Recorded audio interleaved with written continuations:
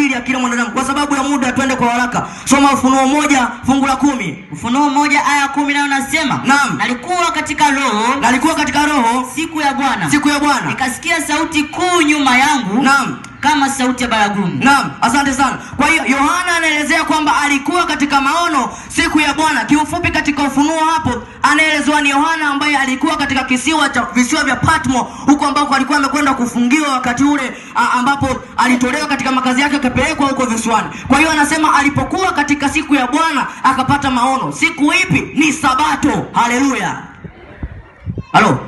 Hiyo ilikuwa ni siku ya Bwana ambayo ni Sabato. Haleluya.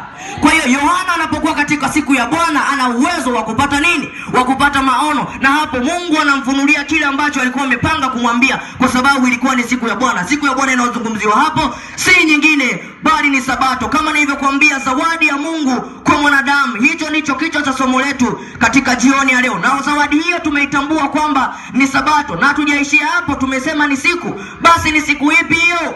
Ni Sabato gani ambayo ni ya kweli kwa kila mwanadamu? Ni Sabato gani ambayo mimi na wewe tunapaswa kuitunza? Ni pumziko gani la siku ambalo Mungu aliweka kwa ajili yetu? Hilo ndilo swali la msingi sasa la kujiuliza.